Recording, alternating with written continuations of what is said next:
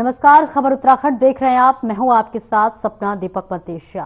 Bulletin का आगाज करेंगे। उत्तराखंड में आयोजित 38वें राष्ट्रीय खेल में मेडल जीतने वाले सभी खिलाड़ी राजीव गांधी क्रिकेट स्टेडियम के पास फॉरेस्ट को लैंड पर अपने नाम का पौधा लगाएंगे। जी हां, आपको बता दें कि साथ ही जो ट्रेनिंग के जरिए इन पौधों पर नजर भी रखी जाएगी। बुधवार को देहरादून के महाराणा प्रताप स्पोर्ट्स कॉलेज के नजदीक मौजूद वन विभाग की जमीन पर मुख्यमंत्री पुष्कर सिंह धामी ने वृक्षारोपण कर खेल वन की स्थापना की। इस मौके पर उनके साथ वन मंत्री सुबोध उनियाल, भारतीय ओलंपिक संघ के अध्यक्ष पीटी उषा और इसी के साथ विशेष प्रमुख खेल सचिव अमित सिंह मौजूद रहे। वृक्षारोपण के बाद मीडिया से बातचीत करते हुए मुख्यमंत्री धामी ने कहा कि ये एक बहुत अच्छी पहल है, जहां पर खेलों के पर्यावरण पर संरक्षण से जोड़ा जा रहा है।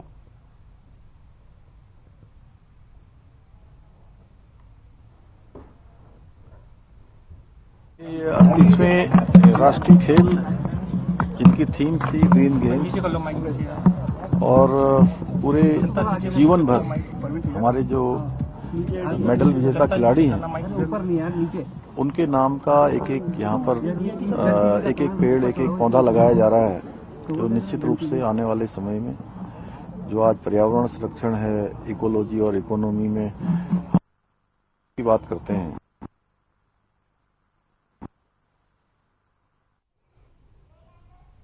और उत्तराखंड में चल रहे 38वें नेशनल गेम्स अपने समापन को ओर है, जहां पर मुख्यमंत्री धामी अधिकतर प्रतियोगिताओं में पहुंचकर खिलाड़ियों का हौसला अफजाई कर रहे हैं।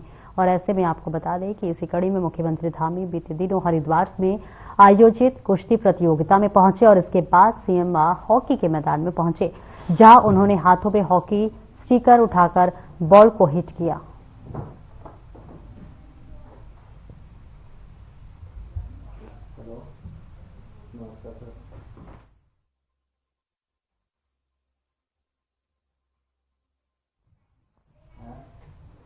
और उत्तराखंड में चल रहे 38वें राष्ट्रीय खेलों के समापन में गृहमंत्री अमित शाह शामिल होंगे, जिसकी तैयारियां जोरों शोरों से चल रही हैं। इस बीच संभावना जताई जा रही है कि 27 फरवरी को शीतकालीन यात्रा के लिए प्रधानमंत्री नरेंद्र मोदी उत्तराखंड दौरे पर आ सकते हैं, जिसको देखते हुए मुख्यमंत्री पुष्कर सिंह धामी और 4 धाम के तीर्थ पुरोहितों ने प्रधानमंत्री नरेंद्र मोदी को शीतकालीन यात्रा पर आने का निमंत्रण दिया था।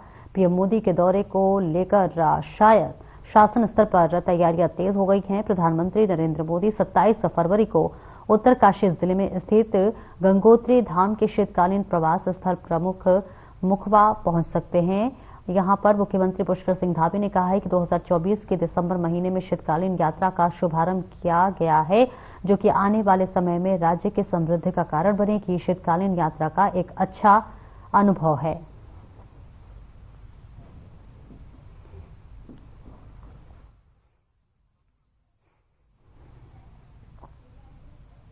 और हाल ही में हुए निकाय चुनाव में जनपद उत्तरकाशी में बीजेपी को कड़ी हार का सामना करना पड़ा था, जिसे लेकर पार्टी चिंतित है और इस हार की समीक्षा करने जा रही है। गौरतलब है कि लोकसभा चुनाव के दौरान पार्टी का वोट प्रतिशत काफी आगे था, जबकि उसके बाद लगातार साफ जो है ग्राफ था वो गिरता हुआ नजर आ रहा था।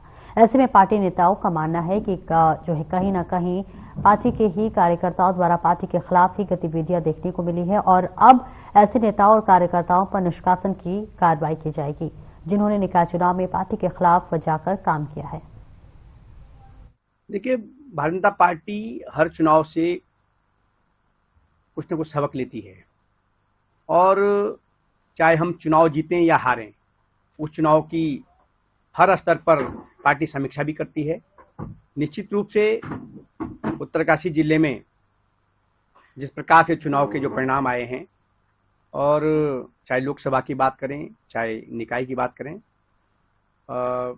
उसमें कहीं न कहीं कोई जो चूक हुई होगी उसकी पार्टी समीक्षा कर रही है।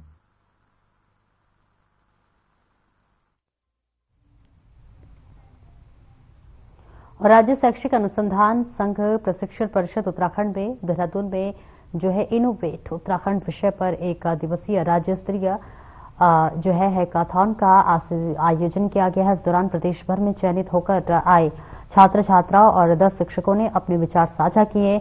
वहीं सीक्रेट के आधार पर निर्देशक जो है प्रदीप रावत ने कहा है कि ब्लॉक स्तर से निकलने वाले बच्चे राज्य स्तर पर आ गए हैं, जिनके लिए डिजिटल माध्यम से अपने आसपास की परेशानियों को हल करने के लिए एक डिजिटल अभिनव प्रयोग में है कैथॉन पे किया है, जहां पर बच्चों और शिक्षकों ने अपने विचारों के द्वारा नए नए समाधान सुझाए हैं।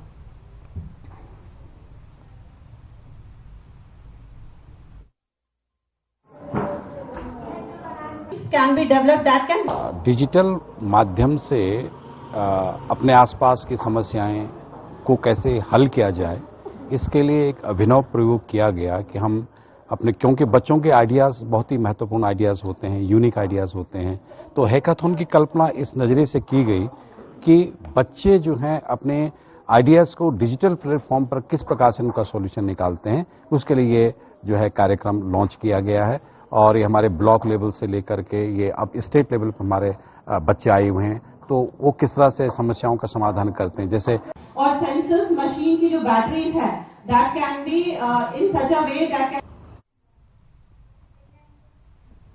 और वही देवभूमि चारधाम होटल एसोसिएशन को नई कार्यकारिणी का गठन किया गया है, जिसमें चारधाम होटल एसोसिएशन के अध्यक्ष पद पर बद्रीनाथ होटल एसोसिएशन के अध्यक्ष राजेश मेहता को चुना गया है, जबकि महामंत्री पद पर निखिलेश सेमवाल को चुना गया है। और इसके अलावा संगठन का कार्यकारिणी के विभिन्न पदों पर शोभन सिंह राणा, प्रेमदत्त गोस्वामी, संदीप राणा को नियुक्त करने का निर्णय लिया गया है। वहीं चारधाम के होटल कारोबारियों ने सरकार से चारधाम यात्रा के दौरान प्रतिदिन दर्शन के लिए यात्रियों को संख्या तय न करने का अनुरोध किया गया है। कारोबारियों ने कहा है कि यात्रियों का पंजीकरण कराया गया है, लेकिन दर्शन के लिमिट तय न की जाए।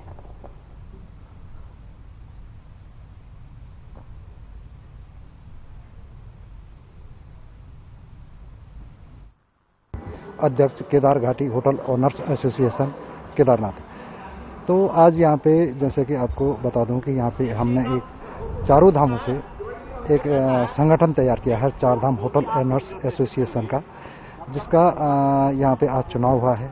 इसमें पदाधिकारी चयनित किए गए हैं, सदस्य चयनित किए गए हैं, और जिसका मेन उद्देश्य है, जैसे कि हमारा पूर्व में भी रहा है, कि जो हमारी चारधाम यात्रा चलती है चारों धामों में, वो यात्रियों की व्यवस्थाओं को लेकर और जो अव्यवस्थाएं हैं उनको दुरुस्त करने को लेकर हमारे यहाँ पे ये मेन मोटो है कि ये संगठन इस पे सरकार के साथ सामंजस्य बना के, सरकार हमारे साथ सामंजस्य बना के, प्रशासन के साथ सामंजस्य बना के हम अपनी इस चारधाम यात्रा को सुव्यवस्थित, सुरक्षित और सुगम बनाएं। भगवान बद्री विशाल, केदारनाथ, गंगोत्री, यमुनोत्री को प्रणाम करते हुए हम आज चारों धामों में जो होटल एसोसिएशन है, बद्रीनाथ, केदारनाथ, गंगोत्री, यमुनोत्री, उनके अध्यक्ष, उनके सारे सदस्य यहाँ पे बैठे हैं देहरादून में। और हम लोगों ने एक संगठन बनाया है, चारधाम उत्तराखंड चारधाम होटल एसोसिएशन संगठन।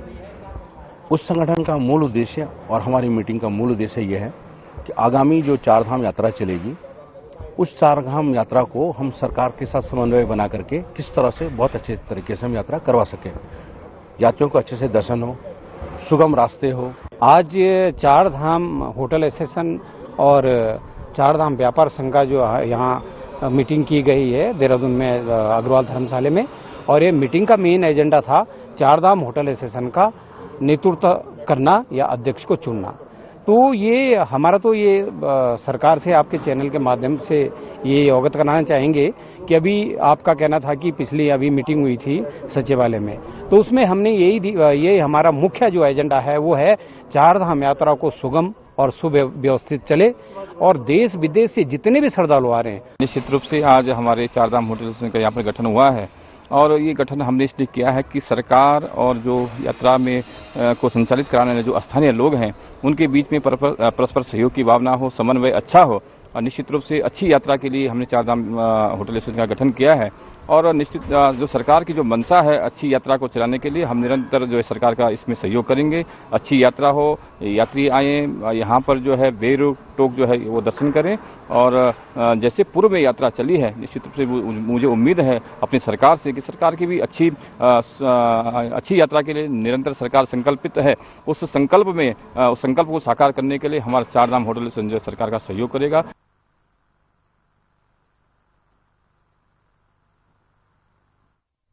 और जिम कॉर्बेट नेशनल पार्क में अलग अलग पर्यटन जोनों में पर्यटक जिप्सी के माध्यम से जंगल सफारी का लुत्फ उठाते हैं और कारपेट पार्क में इस समय 380 से ज्यादा जिप्सियां पंजीकृत हैं। इस रोटेशन प्रक्रिया में संशोधन को लेकर राज्य carpet nature guide association carpet के अध्यक्ष विनोद बुधानी की अगुवाई में नेचर गाइडों के पार्क प्रशासन से मुलाकात की, जिसमें मुख्य रूप से जिप्सी रोटेशन प्रक्रिया के संशोधन को लेकर बातचीत की गई। वही जानकारी देते हुए विनोद बुधानी ने बताया है कि वर्तमान सिस्टम चयन जो कि ऑटोमेटिक तरीके से जिप्सी वाहन संख्या सिस्टम ऑटोमेटिक तरीके से चूज करता है, जिसमें कारपेट पार्क में पंजीकृत किसी भी जिप्सी वाहन का नंबर आ जाता है, जिसमें संशोधन होना चाहिए।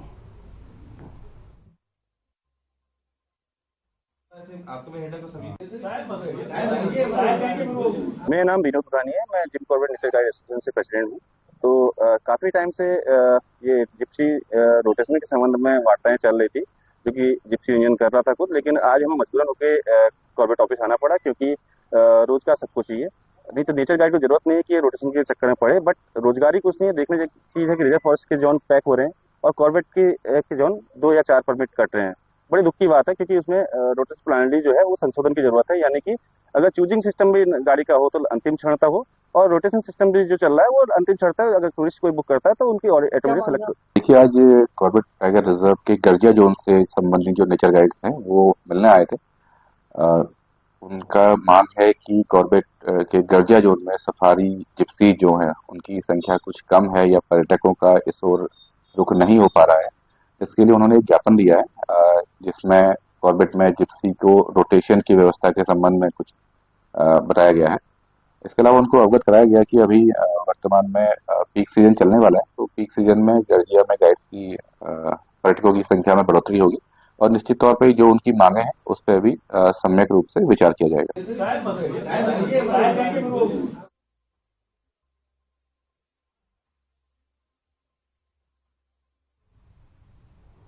और उधम सिंह नगर के किच्छा में बिजली के स्मार्ट प्रीपेड मीटर लगाने गए कर्मचारियों को विधायक तिलकराज बेहड़ के विरोध का सामना करना पड़ा। विधायक बेहड़ ने कर्मचारियों को खरी खोटी सुनाई और स्मार्ट प्रीपेड मीटर को तोड़ दिया। उन्होंने ऐलान किया है कि जहां पर मीटरों का विरोध होगा और वहां तिलकराज स्थानीय लोगों ने साथ खड़ा होगा, और इसको लेकर पूर्व मुख्यमंत्री हरीश रावत तिलकराज बेहड़ की प्रशंसा करते नजर आ रहे हैं। साथ ही उन्होंने कहा कि प्रीपेड मीटर उत्तराखंड में किसी भी रूप में जो है मुफीद नहीं है, उनकी आड़ में बिजली की कीमत बढ़ाई जाएगी। देखिए, प्रीपेड मीटर उत्तराखंड के लिए किसी भी रूप में मुफीद नहीं, और इससे अब भी यहाँ डिजिटल लिटरेसी का स्तर इतना नहीं है कि जो है लोग प्रीपेड मीटर का ठीक से वो कर सके। और मैंने देखा है लोगों के उसमें घंटों, कभी कभी तो 2-2 दिन तक ये जो चार्जेस हैं इसके मोबाइल में नहीं आते हैं। क्या कहा उनसा वो पेड नहीं कर पाया, या पेड नहीं हुआ, और या समय पर नहीं देख पाया। तो बिजली के साथ तो ये खेल नहीं हो सकता, उसमें तो आपको पहले से सावधान रहना पड़ेगा, नंबर 1। नंबर 2 जो है, इसकी आड़ में बिजली की कीमतें बढ़ाई जाएंगी। अभी प्रीपेड मीटर से कुछ सस्ते ही हुई, लेकिन धीरे धीरे जो है जिस तरीके से जियो वालों ने अपना वो कशा है, उस तरीके से उत्तराखंड के गले में जो है ये प्रीपेड मीटर की फांस डाल दी जाएगी। एक छोटे से ब्रेक के लिए रुकेंगे, जल्द लौटते हैं।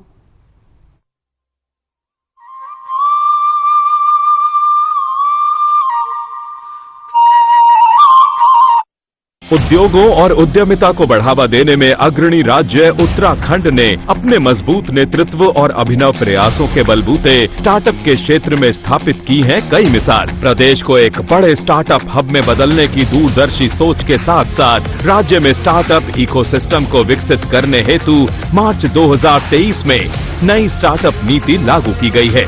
स्टार्टअप की फंड तक आसान पहुंच बनाने और राष्ट्रीय एवं अंतर्राष्ट्रीय स्तर पर मार्केटिंग के अवसर मुहैया कराने के साथ साथ जनपद स्तर पर लोगों में स्टार्टअप के प्रति जागरूकता बढ़ाई जा रही है।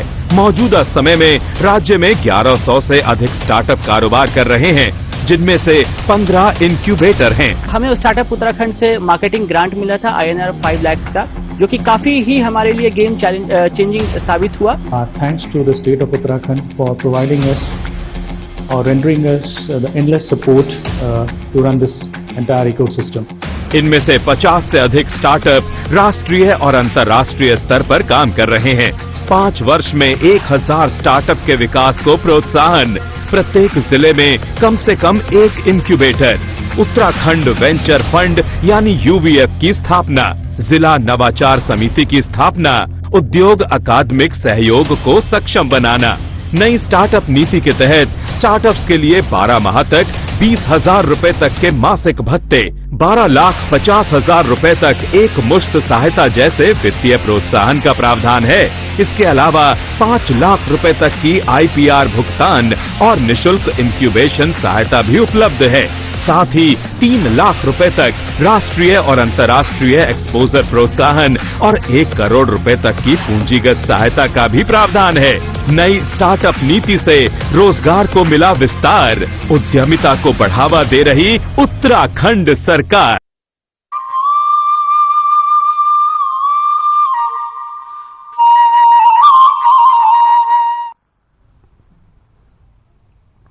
ब्रेक के बाद एक बार फिर से स्वागत है आपका। खबरों में आगे बढ़ेंगे। ग्रीष्मकालीन राजधानी गैरसैंण की अनदेखी को लेकर लगातार सवाल उठते रहे हैं, लेकिन निकाय चुनाव के बाद एक हैरान कर देने वाला मामला सामने आया है, जहां निकाय चुनाव में गैरसैंण से मोहन भंडारी ने नगर पंचायत चुनाव पद पर जीत हासिल की है, लेकिन 6 फरवरी को शपथ लेने के बाद से अब तक अपनी कुर्सी पर नहीं बैठे हैं। मोहन भंडारी ने कहा है कि गैरसैंण से कोई स्थायी एसडीएम नहीं है, जिसको लेकर उन्होंने फैसला किया है कि जब तक गैरसैंण में स्थायी एसडीएम को नियुक्ति नहीं होगी तब तक वे अपनी कुर्सी पर नहीं बैठेंगे।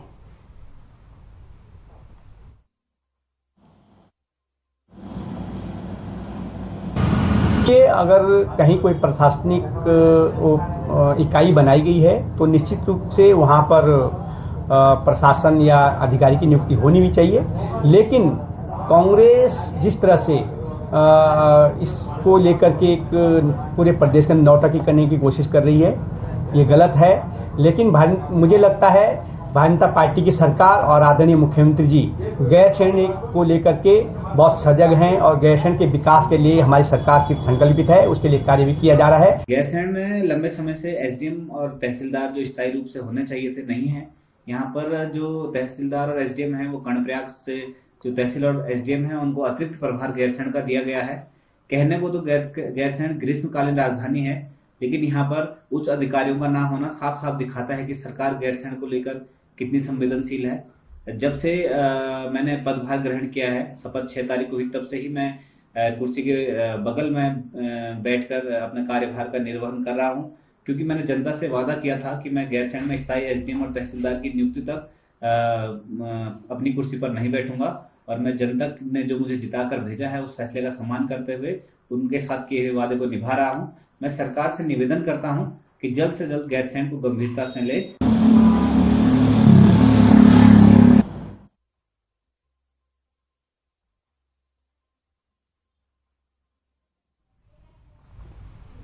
और उच्च शिक्षा विभाग की ओर से चलाई जा रही देवभूमि उद्यमिता योजना के तहत दून विश्वविद्यालय में 2 दिवसीय मेगा स्टार्टअप समिट का मुख्य सचिव राधा रतोड़ी ने उद्घाटन किया। इस दौरान उच्च शिक्षा सचिव डॉक्टर रंजीत कुमार राजसिंह ने कहा कि पलायन को रोकने के उद्देश्य से देवभूमि उद्यमिता विकास योजना नवंबर 2023 में शुरू हुई थी, जो कि अब तक मोमेंट का रूप ले रहा है, और ऐसे में 20,000 बच्चों में रजिस्ट्रेशन कराया गया था और 5,000 बच्चों के आइडियाज न सिर्फ सबमिट हुए बल्कि उनके प्रोडक्ट में बदला गया और 7 पेटेंट बनाए गए थे। अब उद्यमिता विकास योजना के जरिए बच्चे नवीनीकरण तो कर ही रहे हैं, साथ ही साथ नशे से बच भी रहे हैं।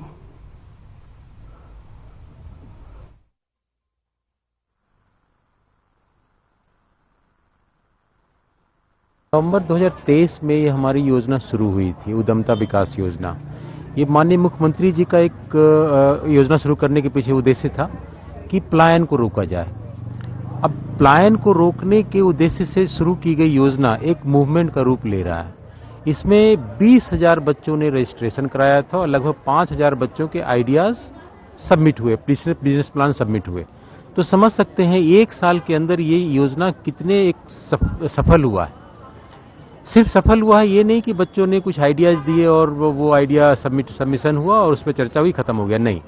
ये प्रोडक्ट में कन्वर्ट हुआ है। 7 पेटेंट हुए हैं, 50 प्रोडक्ट लॉन्च हो चुके हैं जो मार्केट में बिक रहा है। तो ये एक तरीका है लोगों को उद्यमता से जोड़ने का, उनके पास जो आइडिया है, काम जो जानते हैं, उसको किस तरह से प्रोडक्ट में कन्वर्ट करके मार्केट में लाया जाए। दूसरा इसका उद्देश्य ये भी है कि लर्निंग को बढ़ावा दिया जाए। बच्चे काम जब करते हैं तो सिर्फ काम नहीं करते या प्रोडक्ट नहीं बनाते, उससे सीखते भी हैं। और सिर्फ खुद नहीं सीखते हैं, जब वो कुछ करते हैं तो आसपास के लोग भी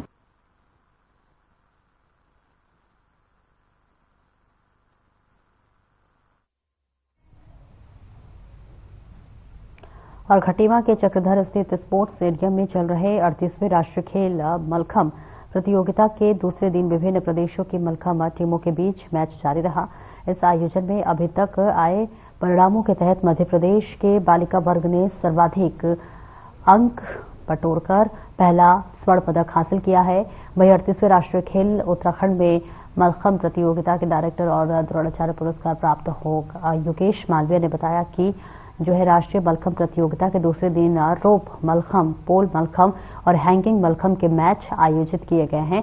साथ ही उन्होंने कहा है कि अभी तक की पदक तालिका को देखते हुए मध्य प्रदेश की बालिका वर्ग में सर्वाधिक अंक प्राप्त करते हुए 38वें में राष्ट्रीय खेल में पहला स्वर्ण पदक प्राप्त किया है, जबकि बॉयज वर्ग में मध्य प्रदेश, महाराष्ट्र और तमिलनाडु एवरेज अंकों के साथ ही फाइट कर रहे हैं। उन्होंने कहा है कि पदक तालिका में अभी भी बॉयज वर्ग में मध्य प्रदेश ने बढ़त बनाई हुई है।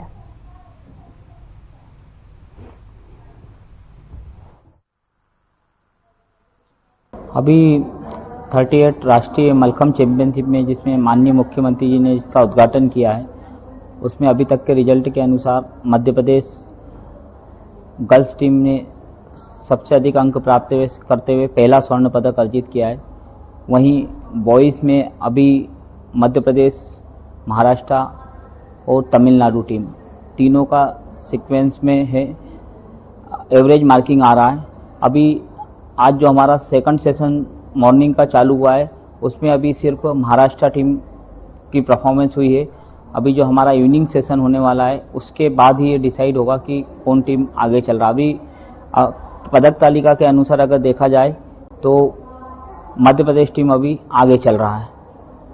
तो कल का जो पदक वितरण हुआ, कल का क्या कार्यक्रम है? कल हमारी जो कंपटीशन है, कल सबसे अधिक पदकों के ऊपर कंपटीशन होगा, जिसमें 7 मेडलों के ऊपर कंपटीशन होगा, जिसमें कंपटीशन 1, कंपटीशन 2, कंपटीशन 1 जो हमारा आज रात को डिसाइड हो जाएगा।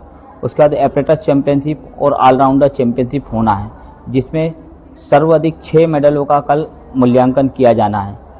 मेरा नाम रौनक राठौर है, मैं राजस्थान से आई हूँ। ये मेरी पूरी टीम है और हम लोग यहाँ पे मलखम करने आए हैं। और अभी हमारी जो पोजीशन है वो 4th रही है गर्ल्स की टीम चैंपियनशिप की। और मैं 6 साल की थी तब से मलखम कर रही हूँ और हम यहाँ पे खेला है अभी तक और अभी ऑलराउंडर खेलना बाकी है। तो कैसा लगा उत्तराखंड में आप आए हैं, यहाँ पर खेल रहे हैं? अच्छा है उत्तराखंड। और व्यवस्थाएं कैसी है? अच्छी है सब। अच्छी है। मेडल आएगा? मेरा नाम प्रणव कोरी है, मैं मध्य प्रदेश से आया हूँ। 38 नेशनल गेम्स में काफी अच्छा इवेंट हो रहा है ये खटीमा में, और अभी हमारी गर्ल्स टीम फर्स्ट है और आशा करते हैं कि कल हमारा इवेंट खत्म होगा, हमारा फाइनल मैच है और आशा करते हैं कि हम भी गोल्ड पे खत्म करें। किस तरह का आयोजन थी? काफी अच्छा आयोजन चल रहा है यहाँ पर, काफी अच्छी व्यवस्थाएं हैं और बहुत अच्छा इवेंट ऑर्गेनाइज कराया है और बाकी सब बढ़िया है यहाँ पर। अभी कल देखते मेडल आता है तो।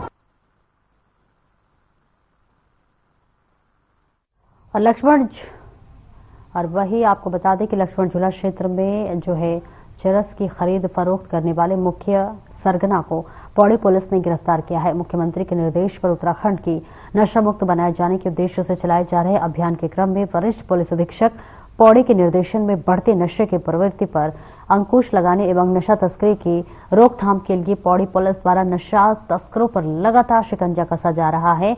लक्ष्मण झूला पुलिस टीम द्वारा कुनाव गांव के समीप 2 व्यक्तियों को जो है 116 ग्राम अवैध चरस के साथ गिरफ्तार किया गया है, जिसमें चरस की खरीद फरोख्त करने वाला मुख्य लीडर मुकेश को काफी समय से फरार चल रहा था। उक्त अभियुक्त को पुलिस टीम द्वारा कुमाऊं से गिरफ्तार किया गया है।